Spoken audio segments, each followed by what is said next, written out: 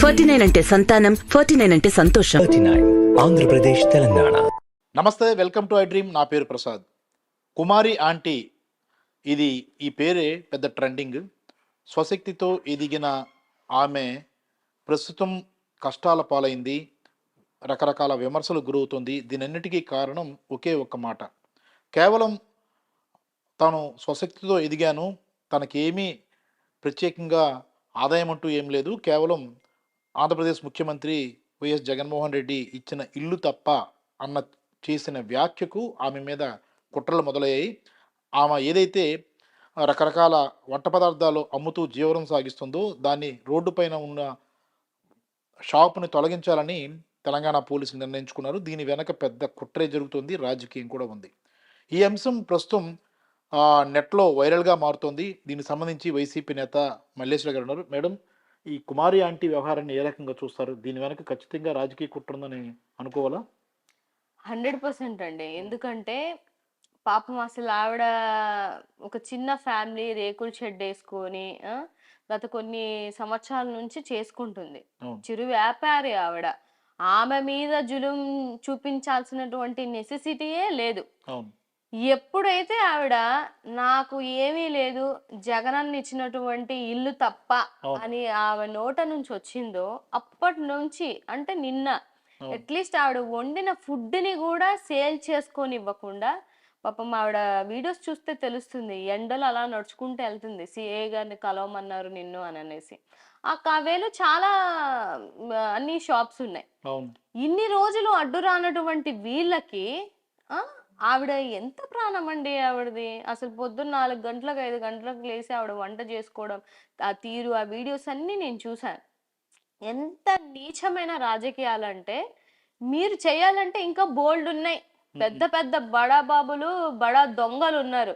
వాళ్ళ మీద మీ జులుం చూపించండి, వాళ్ళ ప్లేసెస్ లేపించండి, లేకపోతే వాళ్ళు చేస్తున్న దొంగ కన్స్ట్రక్షన్స్ మీద చూపించండి. అంతేగాని చిన్న రేకుల షెడ్ వేసుకొని ఆవిడ బ్రతుకేదో ఆవిడ బ్రతుకుతున్న ఆవిడ మీద ఎంత నీచంగా మీరు బిహేవ్ చేస్తున్నారు అని అంటే, ఎవరైనా సరే సార్ జాలి పడాల్సినటువంటి కుటుంబం. పాపం వాళ్ళకి ఏం లేదు కూడా.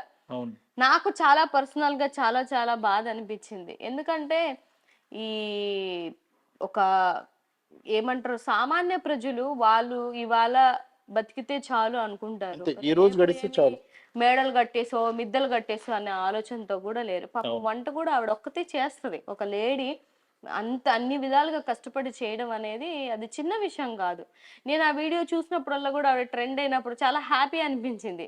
ఎందుకంటే ఒక లేడీ తన స్వశక్తితో అంత కష్టపడి ఆవిడ అంత ఇదిగా వెళ్తుంది, అవును. చేస్తుంది. అవును. కానీ నాకు ఇంకో బాధ ఏమేసిందంటే, ఎంత వెళ్ళిన వాళ్ళు ఒక్కరు కూడా ఆవిడకి సపోర్ట్ మాట్లాడట్లేదు అక్కడ. అవును. ఇప్పుడు మీ వల్లే కదా. ఇప్పుడు ఆయన ఏమంటున్నారు, వాళ్ళ హస్బెండ్ బాధపడుతున్నారు, అమ్మా ఇంతమంది వచ్చారు, ఇంతమంది జనాలు వచ్చేస్తున్నారు.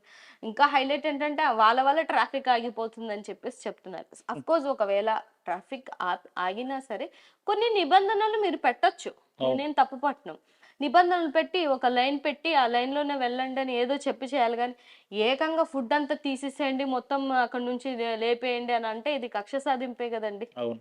అంటే రేవంత్ రెడ్డి గారు ముఖ్యమంత్రిగా ఉన్నారు, కాంగ్రెస్ పార్టీ ఉంది అక్కడ, చాలా మంచి చేస్తున్నాం అందరికని చెప్పుకుంటూ వస్తున్నారు. ఇప్పుడు ఇలాంటివి రేవంత్ రెడ్డి దృష్టికి వెళ్ళవా? తెలిసే ఆయన కనుసనలోనే జరిగింది అనుకోరా? తెలిసే జరుగుంటదండి. ఇప్పుడు ఆ ఆంటీ పేరు చెప్తే తెలుగు మొత్తం కాదు, అన్ని రాష్ట్రాల్లో మన తెలుగు ప్రజలు ఎక్కడెక్కడ ఉన్నారో అందరికీ తెలుసు. ఎందుకంటే ఆవిడంత ట్రెండింగ్ లో ఉన్నటువంటి మనిషి ఆవిడ. అవును. అవును. ఆయనకు తెలియకుండా ఇంత జరుగుతుందా? ఒకవేళ తెలిసినా కూడా ఆయన న్యాయం చేయండి ఆవిడికి. Yes. నేను అడుగుతున్నాను రేవంత్ రెడ్డి గారిని. మీరు ఆడవాళ్ళ పక్షాన ఉంటారు, ఆడవాళ్ళకి న్యాయం చేస్తారు, నేను రాగానే ఆడవాళ్ళ కోసం ఇది అని మీరు చెప్పారు కదండి. ఇవాళ ఒక సామాన్య చిరు వ్యాపారి ఆవిడ. అసలు మీరు వాళ్ళ మీద మీ కక్ష సాధింపు అనేది చాలా చాలా అన్యాయం.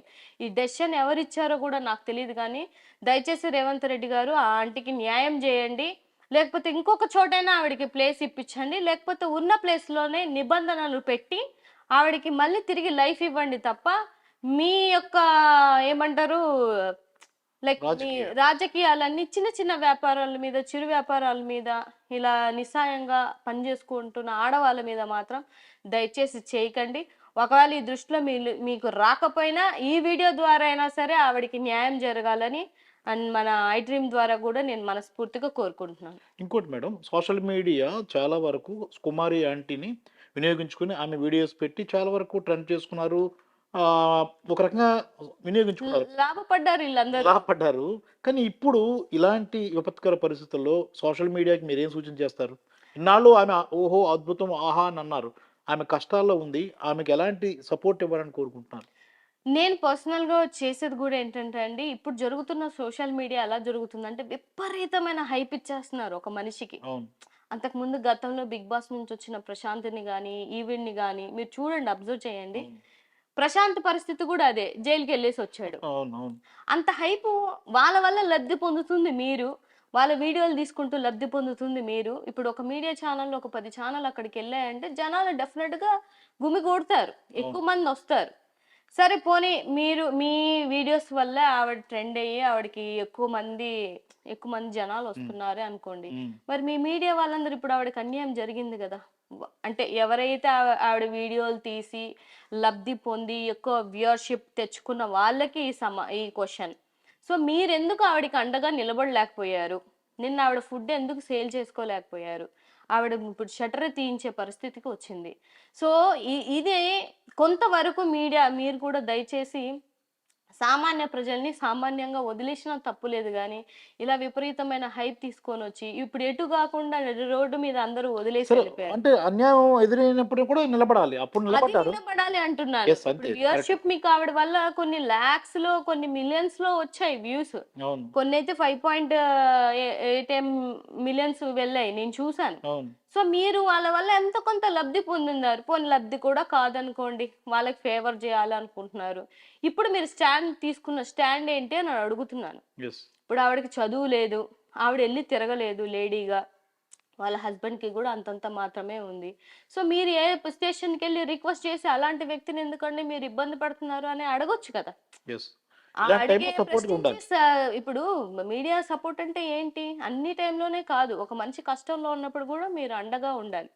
చివరిగా నేనైతే కోరుకుంది ఒకటేనండి, ఆ ఆంటీకి న్యాయం జరగాలి. నేను నా మనస్ఫూర్తిగా నేను ఆవిడకి సపోర్ట్ చేస్తున్నాను, నా ద్వారా మీ ద్వారా. దయించి రేవంత్ రెడ్డి గారు ఆవిడకి న్యాయం చేయండి, ఆవిడ ప్లేస్ని తిరిగి ఇప్పించండి, లేదంటే వేరే చోట ఇప్పించండి, లేకపోతే కండిషన్స్ తోటి ఆవిడకి మళ్ళీ పాపం ఆవిడ ఏదైతే దినచర్యతో చేసుకున్నటువంటి ఆ ఫుడ్ బిజినెస్ని మళ్ళీ ఆవిడ చేతులకి మీరు తీసుకొని వచ్చి మంచి సీఎం అని మీరు అనిపించుకోవాలని నేను మనస్ఫూర్తిగా కోరుకుంటున్నాను. రైట్ మేడం, విన్నాం కదా, కుమారి ఆంటీ వ్యవహారం అనేది ఇప్పుడు సోషల్ మీడియాలో ట్రెండ్ అవుతుంది. ఆమెకు జరిగిన అన్యాయాన్ని చాలామంది ఖండిస్తున్న పరిస్థితి కనిపిస్తుంది. దీని వెనుక రాజకీయ కుట్ర ఉందన్న ప్రధానమైన ఆరోపణ ఉంది. ఎందుకంటే నిన్నటికి నిన్న జగన్మోహన్ రెడ్డి వల్లే తనకి ఇల్లు వచ్చిందన్న వెంటనే ఒక్క రోజులోనే ఆమె షెడ్ని తొలగించేశారు, ఆమె ఫుడ్ బిజినెస్ని ఆపేశారు. దీని వెనక ఖచ్చితంగా రాజకీయ కుట్ర ఉందన్నది స్పష్టంగా అర్థమైపోతుంది. అక్కడ చాలా షాపులు ఉన్నాయి, ఈ ఒక్క షాపుతోనే ఎందుకు ఇబ్బంది అన్న ప్రశ్న కూడా తలెత్తుంది. ఇలాంటి రాజకీయ కుట్రలతో అటు తెలుగుదేశం పార్టీకి సంబంధించిన కొంతమంది వ్యక్తులు ముఖ్యమంత్రి రేవంత్ రెడ్డి సహకారంతోనే ఇదంతా చేశారన్న ఆరోపణలు వస్తున్న నేపథ్యంలో రేవంత్ రెడ్డి ఏ రకంగా స్పందిస్తారు, ఆమెకి ఎలాంటి న్యాయం చేస్తారు, తిరిగి ఎలాంటి ఉపాధి అవకాశం కల్పిస్తారన్నదే ఇప్పుడు మన ముందున్న ప్రశ్న. కెమెరామెన్ మూర్తితో Prasad, I Dream Media, Visakhapatnam.